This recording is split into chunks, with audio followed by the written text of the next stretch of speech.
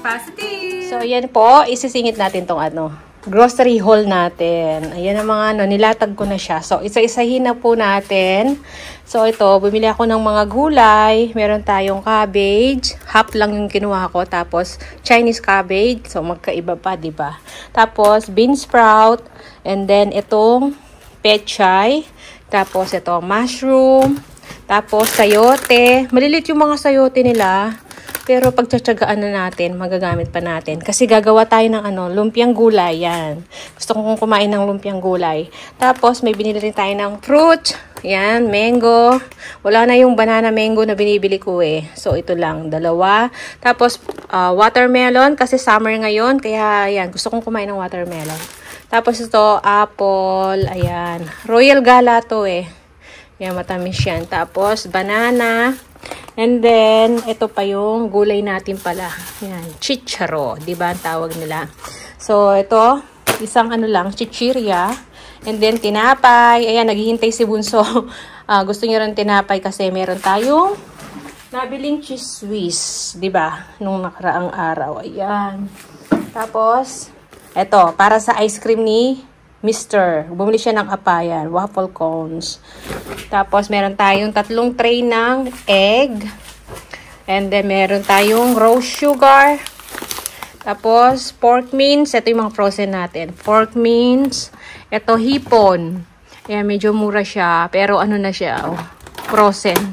Tapos, meron tayong pork riblets. Yan. Marami-rami na rin. Pero, mura din siya. 23.85 lang. And then, meron tayong fresh milk. So, yan yung mga nabili namin. Napamalengke namin niya sa Farmer's Jack. Ayan. Kasi, yun na lang ang bukas. Ngayong gabi, hindi na kami pumunta ng Spadshed. Malayo sa amin dito. So, yan. Yan ang mga grocery natin. So, ayan. Nahiwa na natin yung mga gulay na gagawin nating lumpiang gulay. Ayun. So, yun. Ito, sayote, carrots, tapos yung ating Chinese cabbage. Yung natitira pa yan eh. So, yan na lang lalagay ko. Tapos, meron tayo itong, bean sprout, tapos tofu. So, ito yung pambalot natin. So, maghiwa na lang ako ng bawang sibuyas yan. Tapos, ito palang mga pinaghimayan natin. Ayan, iniipon ko uli. Ayan, yung mga napaghimayan.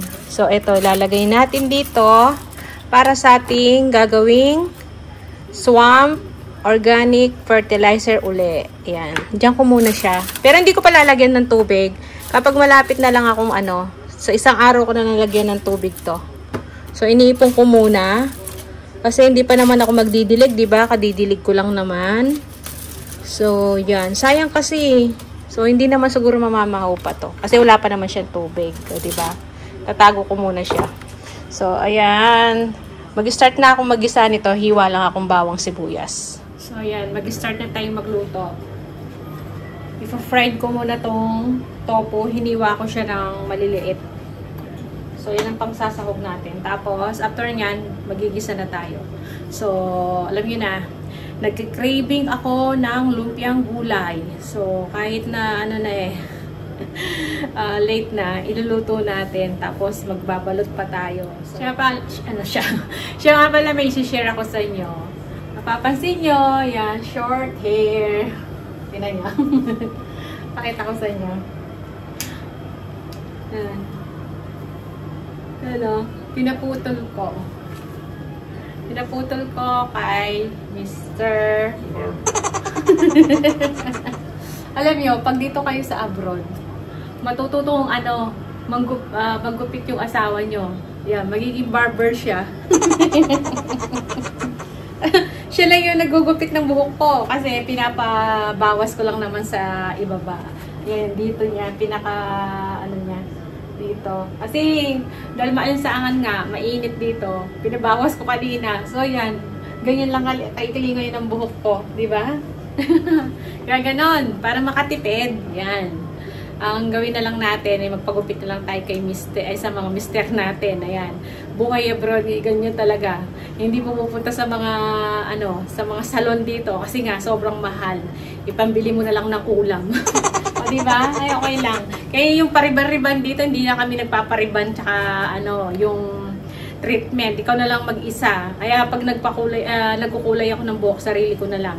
Ako ang gumagawa. Pero pagdating sa Pinas, yan, medyo kaya-kaya pa natin, di ba? So, yes, sasalang na natin yung ating niluto.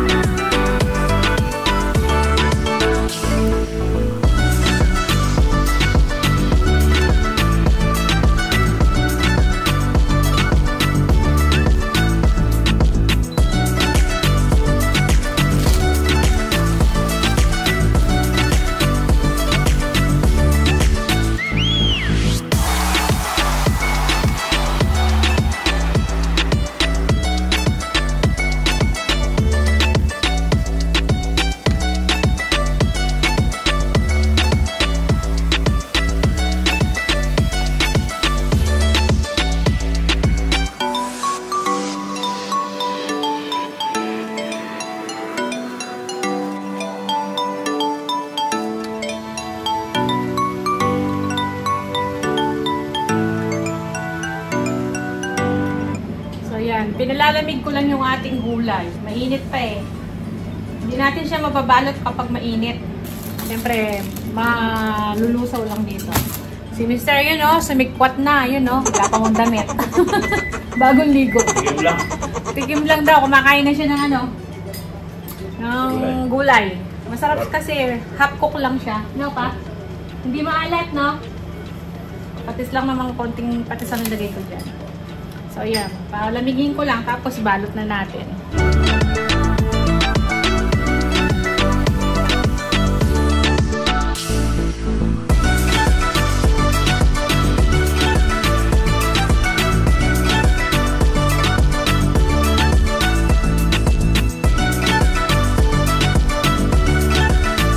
So, ayan. Ito yung nagawa natin. Dinoble ko yung balot. Kasi para hindi na masayang yung pambalot natin, magamit lahat. Tsaka ano eh, ano tawag dito? Yung pang single lang siya, mabasa-basa. So yun, nagluluto na si Mr. Yan, niluluto na yan. So ayan na, nakasalang na. Sinalang na ni Mr. para makakain na kami. Diba?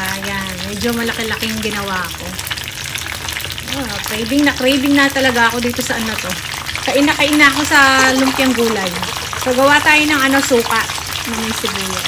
So, ayan yung naluto natin. So, 2, 4, 6, 8, 9, 10. 10 ba? 2, 4, 5. O, tama. 10. 10 pala niluto ni Mr. So, pwede na sa amin yan. Kami ng dalawa ni Mr. kakain na ako sa panganay. Baka bukas na. Pagluluto ko na lang siya uli bukas. Ayan. I-fridge natin yan. Tapos, ito lang yung ano, sausawan namin. Sibuyas, bawang lang, paminta. Lagyan ko ng konting sugar tsaka salt. Tapos yung suka pala, meron akong suka dyan na yung timplado na ba? So, minix ko dun sa isang regular na vinegar tsaka yung may sili. Yung nakasangka. Pinagsama-sama ko na. So, ayan ang kakainin namin ni Mr. Ayan. Nag-crave talaga ako ng ano, lumpia. So, yung kain na po tayo. Yan si Mr. Oh, dami niyang kakainin. May chicken pa siya. Roast chicken, tsaka, ano ba tawag dyan? Seaweed. Seaweed. Seaweed na, ano, ayan. Korean seaweed. Salad. Tapos ito nga. So, yan, oh. Ayan. Kain na.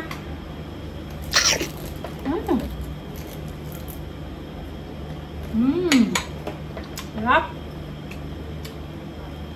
Ito yung dinner namin ni Mr. Yung bata kumain na pero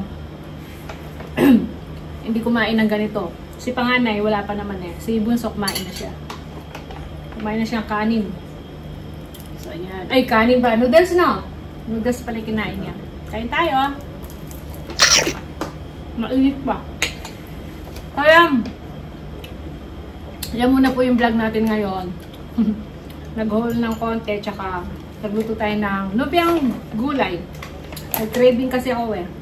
So, buti na lang may tayo, pambalot. Tapos namalengke tayo ng mga gulay. Kahit anong gulay, di ba? Pwede naman. So, yeah, maraming salamat. Kita-kita na lang tayo sa masusunod na video. See ya!